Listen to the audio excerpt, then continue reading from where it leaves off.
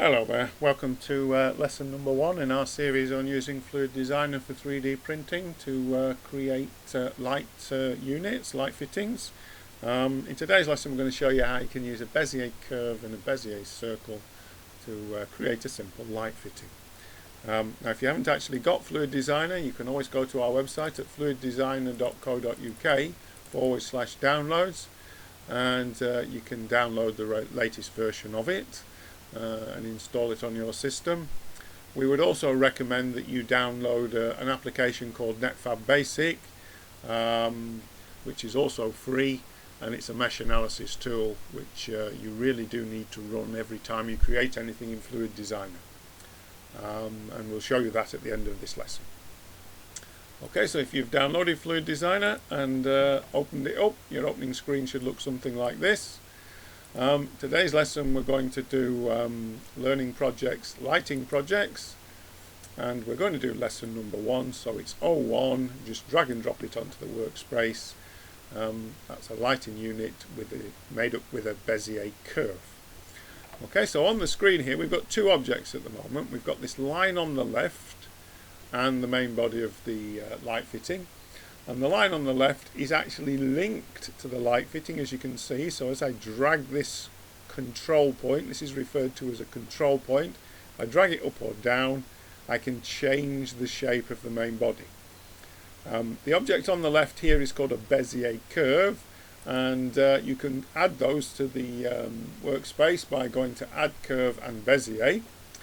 The main body of the light fitting itself is actually a Bezier circle. Again, you can go to Add Curve and Circle, but you do need to perform a little bit of trickery to join these two together, and for that reason what we've done is we've actually built into FluidDesigner a whole range of these similar objects to this one, and we've saved them as templates, so you can just drag and drop them onto the workspace.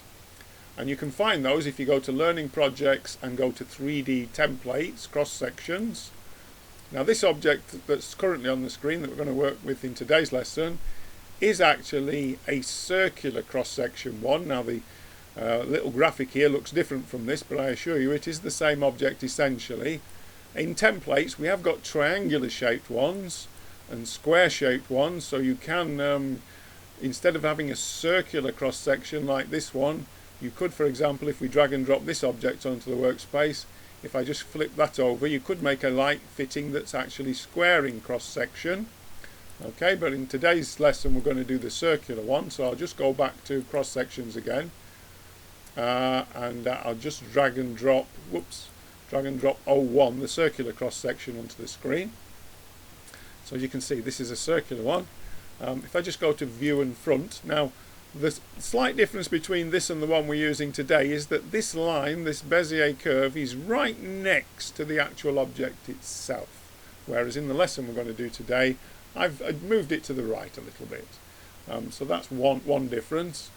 The other difference is if we actually measure the height of this interactive ruler on the toolbar there, you can see that this is 19.8. It's about 20 millimeters tall, or 2 centimeters.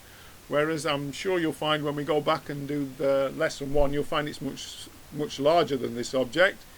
But that's not a problem. We could always make this object much larger just by dragging it out. Just dragging the control point down and out. And as you can see, we can resize it very quickly and make it look it's not quite like the one that we're using in today's lesson, but it's very similar. Okay, so here we've got 1, 2, 3, so that's 6 centimeters tall, so that's 60 millimeters. So we've magnified this one very quickly and very easily. Anyway, let's go back to today's lesson. So it's Learning Projects, Lighting Projects. If there are no icons in this panel here, just click Group Library and it'll refresh them. So if we drag and drop 01, the lighting Bezier curve onto the workspace, that's what we've got. So as you can see, this Bezier curve is displaced to the left of the main object. I could line it up with the side quite easily if I just press the Tab key on the keyboard. We're currently in edit mode, so if I press the Tab key on the keyboard and if I just drag this red arrow to the right hand side, you can see that I can line up the Bezier curve with the main body of the object. Now, it is useful actually to have it like that from the point of view of the position of these control points. So now that I've dragged it across, I'm going to leave it there actually. It's not 100% perfect. I think if I zoom in, and I'm just zooming in by scrolling the mouse button, so if I just try and line it up exactly, or as close as I can get. Okay, so if I now press the tab key, I forgot to switch on screencast keys. Any key presses I make should be displayed here. So if I press the tab key, you can see we go back into edit mode, and it tells you at the top of the screen here you're in edit mode. And so now you can see I really am in control of this object.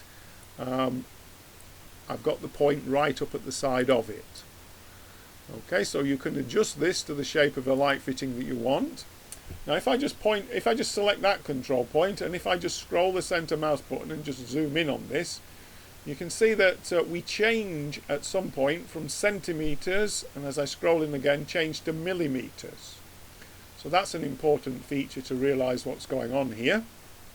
Now if I just move this across, this point across, if I just move it to there, for example, okay, and what I'm doing is I'm watching this value here of x. Now it is a pretty much -10. If I just scroll back, you can see that we are on the 1 centimeter. That distance there is 1 centimeter. I can measure it with the interactive ruler. The distance from this middle point is, as you can see, 10 millimeters or 1 centimeter, and that's what the control point here is telling me. Now the minus sign at the front of that is because we're going in the negative direction. So this is telling me that this length here is -10 millimeters or 10 millimeters, and this length also on this side must also be 10 millimeters. So this width must be 20 millimeters or 2 centimeters. So if I know the size of the lamp fitting that I'm creating, if I've sketched it out and have some exact values, so let's say that we want 4 centimeters or 40 millimeters across here, then we want to go 20 millimeters on this side and 20 on this. So what we can do is type in, now we've got to be careful, we don't type in 20 here, we do need the minus in front of it, and if we type -20 millimeters, you'll see that it lines up exactly with that centimeter grid. And similarly, if we look at the Z value here, it's 39 at the moment, and if I just pull it up, you can see that if we want to line it up exactly with the grid, what we need to do is to type in 40 millimeters. Now one thing is, I am on the displaying the local values here. Sometimes this is selected, and as you can see, we're now at -18. Well, that's not the values that we're working with at the moment. We're working with the local values, so you do have to be a bit careful as to whether global or local is selected. You usually need to select local. Okay, so if you know the exact dimensions and the height of this thing, so I can, for instance, go down here, x, so if I make that -40, if I just round it off, -40 mm, and if I make that -50 mm, so what I'm doing is that this is 1 centimeter, 2, 3, 4, 5 centimeters or 50 millimeters, and 1, 2, 3, 4 centimeters. So in total our height is exactly 90 millimeters or 9 centimeters. So if that's actually the height that we want, then you know the control points values here in the properties window are the way to set it. If you want to just drag this and move it around until you get a shape that you're happy with, of course that's what you can do. Okay, so that's basically some of the things that you need to know about using the Bezier curve and the Bezier circle. Once you're happy with the shape, and I'm going to say I'm happy with that shape now, we need to come out of edit mode. So we can press the tab key on the keyboard to come out of edit mode. And at this point we can delete this Bezier curve. Well, first of all, actually we need to highlight the main object itself. The main object itself, as I've already mentioned, is a Bezier circle, and that is a curve. Now we can't print curves, so we need to change them to meshes. If I just go to wireframe mode at the moment, you can see the object is a wireframe. If I just go into edit mode by pressing the tab key, you'll see nothing really changes. It's still this grey shape.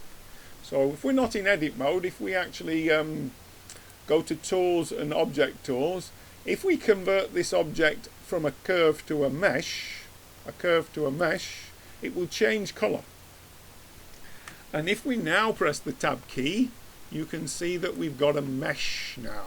This object is now a mesh. And we can print meshes, certainly when we've given them some thickness. So I'll just come out of edit mode there. Now if I just scroll in again, and if I select the Bezier curve on the left hand side there, and if I go back into edit mode with the tab key, and if I move the control points now, notice they have no effect on the light fitting. They are not connected anymore, and so they don't modify the profile of the light fitting. So if we come out of edit mode, with this Bezier curve selected, what we can do is we can delete it, and we can delete in FluidDesigner with X on the keyboard and delete. Okay, so we've only got one object now. We've just got this Bezier circle, which we've converted to a mesh. It's got no thickness, this object. If we zoom in, you can see it's just a thin shell.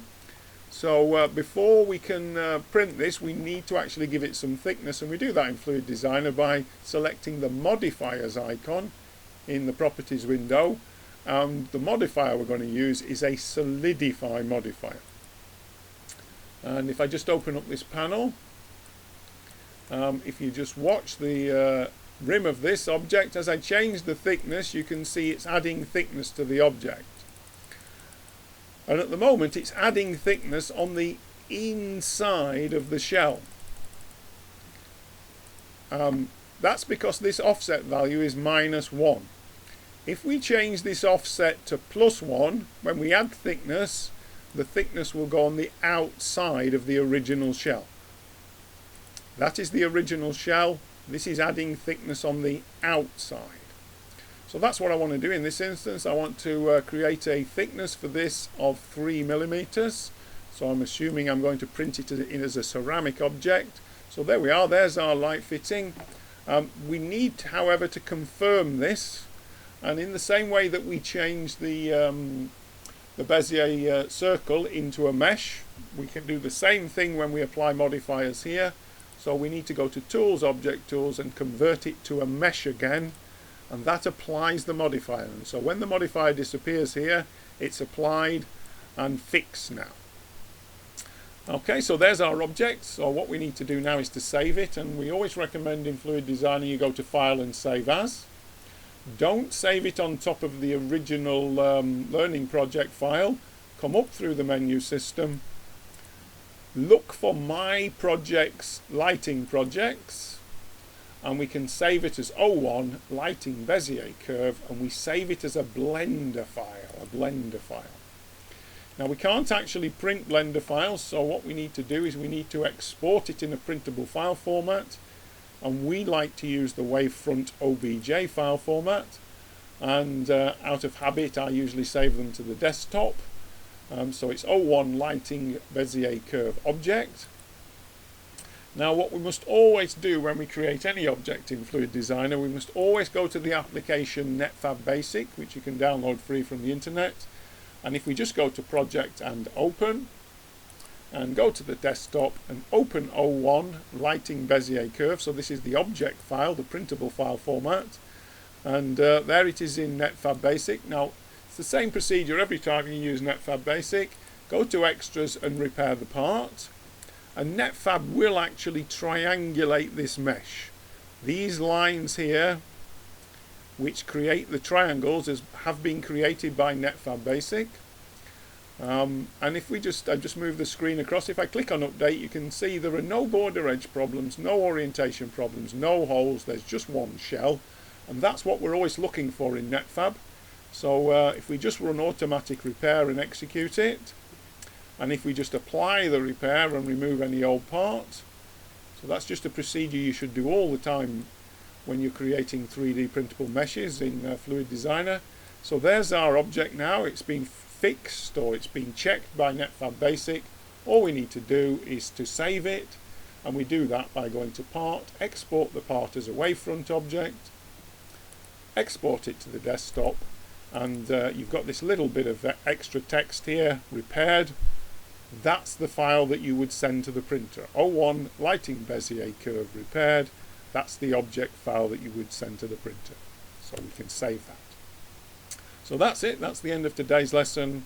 A little bit of an introduction into Bezier curves and Bezier circles. Thank you.